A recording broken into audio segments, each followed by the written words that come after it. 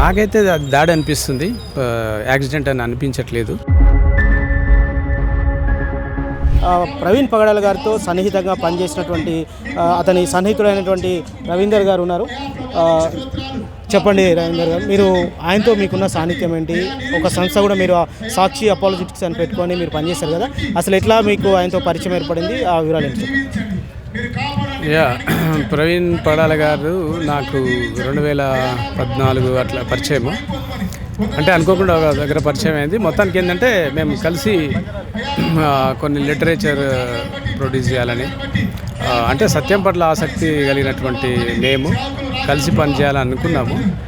అయితే ముఖ్యంగా ప్రవీణ్ గారు మనుషుల్ని ప్రేమించేటువంటి మనిషి, మత సంబంధమైన బోధలు అసలు చేసేవాడు కాదు. ఆయన ఎప్పుడు మాట్లాడినా సరే మానవత్వం గురించి, మా ఇతరులను ప్రేమించడం గురించి, దేశం అంటే మట్టి కాదు, దేశం అంటే మనుషులై, సో మనుషుల్ని ప్రేమించడమే దేశ ప్రేమ, ఇది ఆయన యొక్క బోధ. అంటే మనుషుల్ని ప్రేమించడమే సేవ అని మీరు చెప్పారు కదా, ఆయన తన జీవితంలో కేవలం యేసుక్రీస్తు బోధనలే కాకుండా ఆయన ఏం సేవ చేశారంటే ఏం చెప్తారండి మీరు దగ్గరగా చూసి? ఇప్పుడు ఫర్ ఎగ్జాంపుల్ కరోనా గురించి చెప్తాను. కరోనా టైంలో నిస్వార్థంగా హిందువులని ముస్లింలు ఎవరు కాదు, మేము టోల్ ఫ్రీ నెంబర్ ఇచ్చి వారికి ఆహారం ఇచ్చాము, మళ్ళీ మెడిసిన్స్ ఇచ్చాము, ఏమంటారు వాటిని ఆక్సిజన్ సిలిండర్స్ ఇచ్చాము.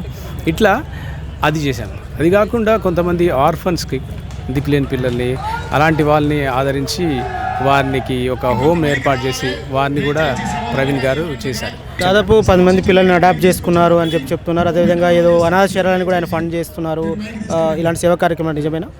సో ఆయన చాలామందికి ఇట్లాంటి వాటికి డబ్బులు ఇస్తారు, కానీ అది ఏంటి కూడా ఎక్కడ ఇస్తున్నాం అనేది సరిగ్గా చెప్పరు ఎవరికి, కానీ చేస్తున్నారని క్లియర్గా అర్థమవుతుంది మనకు అప్పుడప్పుడు.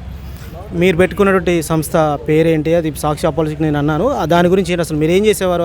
ఆయన మీతో కలిసి ఏం చేసేవారు ఆ సంస్థలో? ముఖ్యంగా సాక్షి అపాలజెటిక్స్ నెట్వర్క్ అనేటువంటిది కొంతమంది ఎంప్లాయీస్ కలిసి ఆ టైంలో అది ఏర్పడినప్పుడు 2000 ఒకసారి జాకీర్ నాయక్ డిబేట్ అయినప్పుడు హైదరాబాద్లో, అక్కడి నుంచి ఇతనేది క్రైస్తవుల పట్ల వ్యతిరేకంగా మాట్లాడుతున్నాడు, సో సత్యం అది కాదు కదా, అసత్యం చెప్తున్నాడు అన్న ఉద్దేశంతో వీళ్ళకి ఆన్సర్ చెప్పాలి అనేటువంటిదే మోటివ్గా, ముఖ్యంగా సత్యం బైబిల్ చెప్పేది అది కాదు, వీళ్ళు వక్రీకరించి చెప్తున్నారు అనే ఉద్దేశంతోనే మొదలైంది. అంతవరకు మేము ఎప్పుడు కూడా ఎవరిని కూడా క్రిటిసైజ్ చేయడం కానీ చెప్పడం కాదు, కేవలం సత్యం చెప్తాము, ఎదుటి వారిని ప్రశ్నిస్తాం. అది మీరు చెప్పేది కరెక్టే. మీ సంస్థ ద్వారా లేదా మీరు చేసినటువంటి డిబేట్స్ కావచ్చు, లేదా మీరు చేసినటువంటి సత్యాన్ని చెప్పే విషయంలో ఘర్షణ వాతావరణం ఎప్పుడైనా ఏర్పడిందా? ఇతర మతాల వైపు మాట్లాడడం కానీ, వాళ్ళు చేసినటువంటి విమర్శకు మీరు ప్రతి విమర్శ చేయడం కానీ, మీరు విమర్శ చేయడం కానీ అట్లాంటిది ఎప్పుడైనా జరిగిందా? ప్రతి విమర్శ చాలాసార్లు డిబేట్లు చేసేవాళ్ళం, కానీ మేము ఎప్పుడు కూడా కౌంటర్ వేసేవారా, లేదా వాళ్ళు వేసిన దానికి కౌంటరా, లేదా మీరే ముందు విమర్శ చేసేవారు? ఇట్లా అంటే అసలు మేము ముందు విమర్శించాం. ఫస్ట్ విషయం ఏంటంటే మేము ఒక విషయాన్ని వాళ్ళు అడిగిన దానికి సమాధానం చెప్పి అదే సమయంలో మరి మీ దాంట్లో ఇలా ఉంది కదా అనేటువంటి ప్రశ్న వేస్తాం. సో అలా మా పరిచర్య ఉండేది యాక్చువల్గా. అయితే కరోనా టైం నుంచి యాక్చువల్గా మేము కొంచెం మాలో కొంచెం వేరు పరిస్థితుల వల్ల మేము వేరు కావడం జరిపోయింది.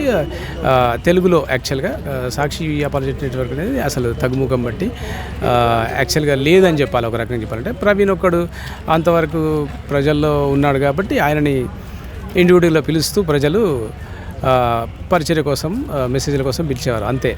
అయితే ఆయన ఎక్కువగా యేసుప్రభు సిద్ధాంతాలు బైబిల్ కోసం చెప్తూ చాలా సందర్భాల్లో సనాతన ధర్మంలోని తప్పులు మాట్లాడిన సందర్భాలు వీడియోలు ఉన్నాయి. అదేవిధంగా ముస్లిం సంబంధించినటువంటి ఖురాన్లో ఉన్నటువంటి కానీ, లేదా వాళ్ళ హదీస్లో ఉన్నటువంటి విషయాల మీద కూడా ఆయన స్పందించినటువంటి పరిస్థితి ఉంది. అంటే ఏంటి ఆయనకున్న కమాండ్ ఏంటి? దాని మీద ఆయన అధ్యయనం చేశారా, లేక ఎట్లా వాటి మీద మాట్లాడాల్సిన అవసరం ఆయనకి ఏర్పడింది? అవసరం ఒకటే. ఇప్పుడు ఎదుటివాడు ప్రశ్నిస్తున్నప్పుడు తిరిగి ప్రశ్నించడం అనేటువంటిది అపాలజెటిక్స్ అంటే. అపాలజెటిక్స్ అంటే హేతు అడిగేవానికి సమాధానం చెప్పాలి. అదే సమయంలో మనం అవసరం అయితే యాక్చువల్గా చెప్పాల్సిన అవసరం లేదు, కానీ అంటే కొన్నిసార్లు ఎలా ఉంటుందంటే ఒక ప్రశ్నకు ఆన్సర్ చెప్పే క్రమంలో అడిగేవాడికి చెప్పేవాడు లోకు అన్నట్టుగా ఏమైనా అడుగుతూ పోతారు, కానీ కౌంటర్ వేసినప్పుడు ఒక్కొక్కసారి వాళ్ళు కూడా అవును కదా మరి మనం ఎందుకు అసలు కౌంటరే వ్యాలిడ్ కాదనే విషయం అర్థమవుతుంది. అందుకోసం మేము ప్రశ్నించే వాళ్ళని తప్పితే నిజానికి వాళ్ళని విమర్శించడానికి అసలు ఎప్పుడు చేయలేదు. అంటే దీని మీద మాట్లాడినప్పుడు ఆయనకు కానీ మీకు కానీ అంటే కలిసి మీరు కొద్ది కాలం చేశారు కదా, బెదిరింపులు కానీ ఇట్లాంటి కాల్స్ కానీ మిమ్మల్ని భౌతికంగా ఇది చేస్తామని అలాంటి బెదిరింపులు వచ్చాయి? యాక్చువల్గా చాలా వచ్చినాయి అట్లాంటివి. ఫస్ట్లో ముస్లిం సోదరులు చాలామంది కాల్ చేసి అనేవారు. కానీ యాక్చువల్ నా నెంబర్ ఇచ్చేవాడు ప్రవీణ్. అందువల్ల నేను బేసికల్గా సాత్వికుని కాబట్టి నేను సాత్వికంతో సమాధానం చెప్పడం వల్ల వాళ్ళు కొంచెం కూల్ అయిపోయారు. ఆ తర్వాత ఇస్లాం ఎప్పుడైతే అంటే తెలుగు రాష్ట్రాల తగ్గుముఖం పట్టిందో అప్పుడు ఆ టైంలో హిందువులు అనేటువంటి వాళ్ళు ఎక్కువగా మొదలయ్యారు. సో వీళ్ళు ఎక్కువ అవుతున్నారని చెప్పి సరే వీళ్ళకి కూడా మనం ఆన్సర్ ఇద్దాం అనే క్రమంలో అప్పుడు కూడా చాలామంది నాకు ఫోన్ చేసి బెదిరించారు. బెదిరిస్తే నేను ఒకటే అడిగాను, కాదు ఇప్పుడు మీరు బెదిరించడం కాదు, మేము రేజ్ చేసిన ప్రశ్నకు ఆన్సర్ ఉందా చెప్పండి, లేదు అంటే మీరు ఆన్సర్ చెప్పండి, లేదా మమ్మల్ని ప్రశ్నించండి, అట్లా అడిగేవాళ్ళం మేము యాక్చువల్గా. సహజంగా ఎలా అంటే ఏ విధంగా బెదిరించేవారు మీకు కానీ ఆయన కనెక్షన్? చాలా బెదిరించేవారు, చంపుతాము అదే అంటే లాగి అట్లా తిట్టేవాళ్ళు, గలీజ్ మాటలు తిట్టేవారు. నాకేం తిట్లు కాదు అసలు, మామూలుగా నేను చిన్నప్పటి నుండి అంటే నేను యాజ్ ఏ హిందూగా ఉన్నప్పుడు కూడా నేను ఎదుటి వ్యక్తిని హాని చేయడం కానీ తిట్టడం కానీ అట్లా చేసే వ్యక్తిని కాదు, శాంతిగా ఉండేటువంటి వ్యక్తిని. సో బేసిక్గా నేను శాంతిగానే ఆన్సర్ చెప్తాను, అంటే నా నేచర్ అది కాదు. పగడాల ప్రవీణ్ గారి స్పందన ఎట్లా ఉండదు ఇట్లాంటివి వచ్చినప్పుడు? ప్రవీణ్ గారు ఏంటంటే కొంచెం ర్యాష్గా చెప్తారు, ఘాటుగా చెప్తారు, చెప్పే విషయం అదే ఉంటుంది కానీ దాన్ని కొంచెం ఘాటుగా చెప్పడం వల్ల ఎదుటి వాళ్ళు ఎక్కువ హర్ట్ అవుతారు. అదే ప్రాబ్లం. మెయిన్ ఇన్సిడెంట్ జరిగే ముందు చివరిసారిగా మీతో ఎప్పుడు మాట్లాడారు, అంటే ఎలాంటి అభిప్రాయాలు పంచుకున్నారు?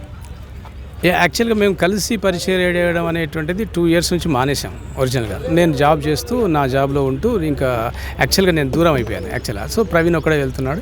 ఒక 5 months నుంచి అంటే నేను జాబ్ చేసేవాడిని, 5 months నుంచి నేను అది కూడా మానేసి యాక్చువల్ చెప్పాలంటే కంప్లీట్గా దూరం అయిపోయాను. సో నేను ఇప్పుడు సపరేట్గా వేరే చేస్తున్నాను. అట్లా మీకు ఎట్లా తెలిసింది ఈ విషయం ఇట్లా జరిగినట్లు? నాకు ఫోన్ చేశారు, మిత్రులు ఫోన్ చేసి 10 గంటలకు చేశారు, ఇట్లా అయిందట తెలుసా అంటే నాకు తెలియదు యాక్చువల్గా. అయితే ఇప్పటికీ నా నెంబరే ఉంటుంది యూట్యూబ్లలో ప్రవీణ్ వీడియోలలో కాబట్టి అందరు నాకు ఫోన్ చేశారు. సో నాకు ఒరిజినల్గా తెలియదు ఏమైంది, ఎక్కడ పోయాడైనా ఏంటి అనే విషయాలు తెలియదు. సో నేను కూడా సోషల్ మీడియా ద్వారా మాత్రమే తెలుసుకున్నాను. అంటే మీరు ఇదంతా చూస్తే నిజంగా అది ప్రమాదంలాగా అనిపిస్తుందా, లేదా ఎవరైనా హత్య చేసి కుట్ర కోణంలో దాగి ఉందా దీంట్లో అని అనిపిస్తుందా? మీకేమనిపిస్తుంది? ఎందుకంటే ఆయనతో సన్నిహితంగా తిరిగారు, బెదిరింపులు అనేవి కూడా మీకు తెలుసు, అటు ఆయన కూడా ఎలాంటి బిహేవ్ చేస్తాడో ఎలా ఎదుర్కొంటాడనే అంశాలు కూడా కొంచెం మీ సాన్నిధ్యంలో తెలిసి ఉండొచ్చు. ఇవన్నీ మీరు చూస్తే లాజికల్గా మీరు ఇచ్చే ఆన్సర్ ఏంటి? యాక్చువల్గా ఆయన భయపడే వ్యక్తి కాదు. సో ఇలాంటి థ్రెట్స్ చాలా వచ్చాయి, ఆయన నెంబర్ కూడా వచ్చాయి, చాలాసార్లు వచ్చినా కూడా ఆయన భయపడకుండానే వెళ్తుండేటువంటి వాడు. అంటే అంతకుముందేమో మేము కలిసి వెళ్ళే వాళ్ళము ఎక్కడికి వెళ్ళినాక కొంతమందిని, కానీ చెప్పాను కదా 2 years నుంచి ఆయన ఒకటే చేస్తున్నాడు పరిచర్య విషయాలు అవన్నీ. అందువల్ల బెదిరింపు అంటే ఆయన బేసిక్గా ఆయన కొంచెం అదే ఘాటుగా మాట్లాడతాడు కానీ యాక్చువల్గా ప్రేమమయుడు ఆయన. యాక్చువల్గా ఎవరి మీద కోపం కానీ ద్వేషం కానీ అసలు ఉండదు. అంటే మీరు చూశారు కదా, ఇది ఎట్లా అనిపిస్తుంది మీకు? ప్రమాదం అనిపిస్తుందా, నిజంగానే అతని మీద అలాంటి దాడి జరిగిందని మనం అనుకోవచ్చు? ఈ సంఘటన అంటే నాకైతే దాడి అనిపిస్తుంది, యాక్సిడెంట్ అని అనిపించట్లేదు. అంతే. చివరిగా చెప్పండి, ఆయన ఎప్పుడైనా తన మరణం గురించి కానీ ఎలాంటి స్థితి ఎదుర్కొంటారని కానీ ఎప్పుడైనా షేర్ చేసుకున్నారా? అంటే బహిరంగంగానే చెప్పారు యూట్యూబ్లలో, నాకు పర్సనల్గా అట్లా ఏం చెప్పలేదు. సో ఫైనల్గా ఏం చెప్తారు మీరు క్రైస్తవ సమాజానికి, లేకపోతే ప్రస్తుతం జరుగుతున్నటువంటి ఈ మతాల మధ్య జరుగుతున్నటువంటి వాదనలు ప్రతివాదనలు గొడవలు కావచ్చు, దాని మీద ఏమన్నా? సో బైబిల్ ఏం చెప్తుందంటే సత్యాన్ని ప్రేమతో సాత్వికతతో చెప్పమనుంది, అంతే తప్పితే ఎదుటివారిని ధిక్కరించి కానీ ఎదుటివారిని దూషించి కానీ ద్వేషించి కానీ చెప్పాల్సిన అవసరము లేదు. అంటే హేతు అడిగేవానికి సమాధానం చెప్పమని బైబిల్ చెప్తుంది, అదే క్రైస్తవులు పాటించాలి. అయితే న్యాయము చట్టము ఉంది కాబట్టి ఏదైనా ఇలాంటి ఇన్సిడెంట్స్ జరిగినప్పుడు చట్టాన్ని ఆశ్రయించి చట్టం నుంచి మనము న్యాయం పొందుకోవచ్చు. థ్యాంక్ యూ అండి, థ్యాంక్ యూ. ఇది పగడాల ప్రవీణ్ గారి సన్నిహితులైన రవీంద్ర గారి అభిప్రాయం. ఇది ఆయన చెప్పేది. ఇలాంటి ఏది చెప్పినా కూడా ప్రేమతో, ఎలాంటి కక్షలు కార్పణ్యాలు లేకుండా వాద ప్రతివాదాలు జరిగితే ఎలాంటి ఇబ్బంది ఉండదని చెప్తున్నారు. Thank you very much. చూస్తూనే ఉండండి ఏబీపీ దేశం.